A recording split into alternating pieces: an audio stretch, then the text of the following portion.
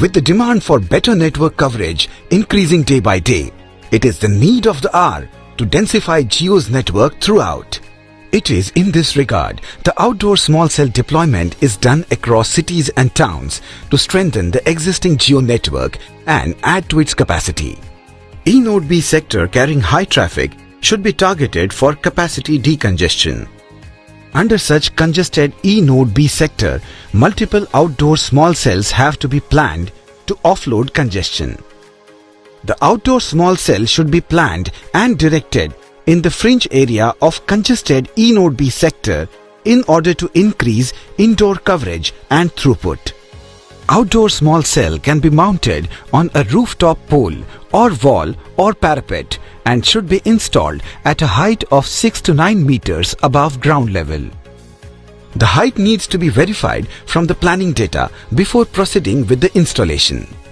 This video will give you an overview of how outdoor small cell deployment is done and the key tasks and steps associated with its installation. Before starting with the deployment process, it is important that the required material and kit is collected from the warehouse and verified with the planned bill of quantity. The bill of quantity will comprise of following: outdoor small cell, outdoor small cell IRM, GPS antenna and cable, L2 switch, SFP module, UBR, power cable, C3 cable, grounding cable, utility box, power system, lithium-ion battery, alarm gateway. Before the small cell deployment, we need to check for clear access and permission of the site from the site owner. Also ensure that necessary camouflaging arrangements are made so that the small cell sites post-deployment are aesthetically pleasing. These are a few outdoor small cell camouflaging options: camouflage tree, garden, planter, Avalon column, AC extension box, AC, signage, pedestal. Additionally, check and verify the planned locations of components such as poles, utility box and earth pit. With regards to deployment, the following guidelines are extremely important. The small cell doesn't face any obstruction whatsoever, as it will hamper signal transmissions. Ensure that the height and orientation of the small cell as planned. Ensure that small cell is not facing any macro site. Ensure that the serving area should be overlooking a dense clutter and the small cell should not be facing each other. Ensure and verify the orientations of all the planned small cells at each site. Additionally, check and verify that the space for pole and utility box is clear of obstructions and easily accessible for operations and maintenance purposes. Before the deployment is done, you must also check for raw power tapping location. This will help in identifying the length of power cable required. Domestic power tapping is preferred from the landowner with proper agreement. For exceptional cases wherever commercial electricity is required, independent EB connection needs to be applied. And lastly, the space for earth pit should be as per the guidelines and must not be far away from the utility location. Earth pit is required for proper grounding of the equipment and protection against the electrical surges. Make sure to follow these earth pit guidelines.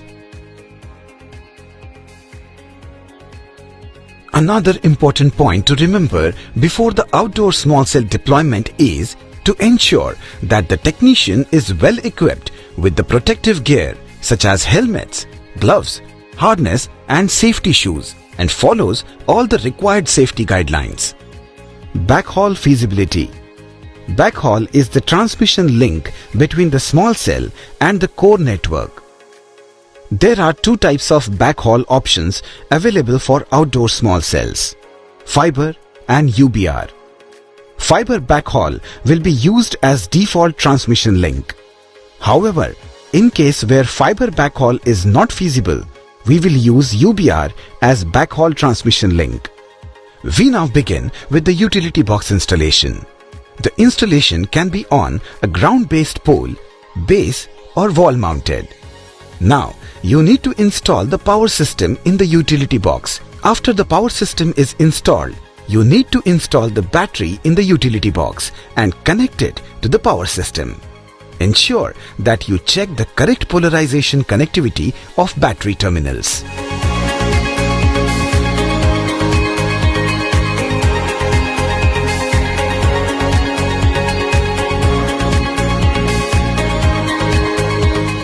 Now, by using a bracket inside the utility rack, install the L2 switch. Remember to terminate the L2 switch power cable to DC port of the power system. Now install fiber distribution panel inside the utility rack. Connect the patch cord from the fiber distribution panel to the L2 switch. Now let's look at how the outdoor small cell installation is undertaken. Unbox the outdoor small cell and its IRM.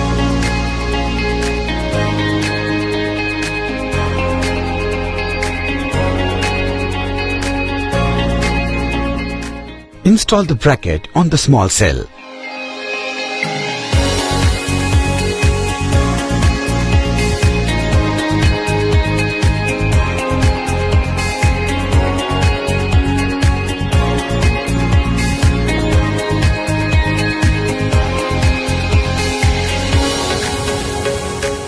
Thereafter, mount the small cell on the pole as per the plan.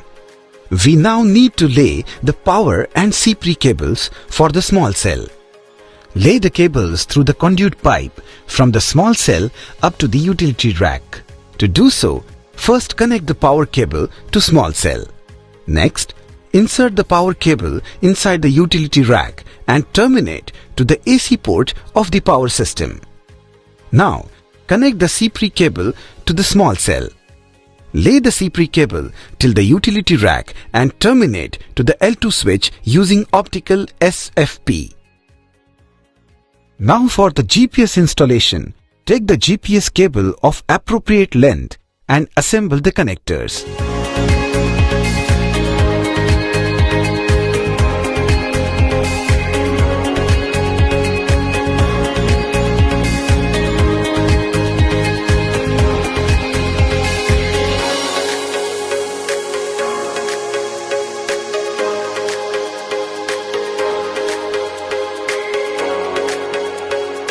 Mount the GPS antenna on the pole overlooking the sky and connect the GPS cable with the other end terminated to the small cell. Ensure that the GPS antenna is free of any obstructions. The final process that will complete the outdoor small cell deployment is the UBR installation in case fiber backhaul is not feasible at the given site. Begin with checking for any obstructions in the UBR link between transmitter and receiver end. Clear line of sight is very essential between UBR link for maximum throughput. In case there is obstruction, then increase the height of UBR for clear line of sight. Now, install the UBR on the pole and orient it towards the desired site. Install the PoE inside the utility rack. Connect the Ethernet and power cable to the PoE. And lastly, lay the cable from the utility rack to the UBR. Post-installation, switch on the power and check for the LED status on the power system. Also check the LED status on the small cells. But this isn't it all. The outdoor small cells deployment is only complete when the site acceptance process is completed. So, you need to ensure that the site acceptance is completed by filling all the criteria given in the ATP 11A form in the Site Forge. This would include details such as MAC address and serial number of equipments, pictures of the installation location, and other site details to be updated. Post clearance of debris and before leaving the site, don't forget to get concurrence from the customer. We hope that the above guidelines will be helpful for your installation process. Thank you.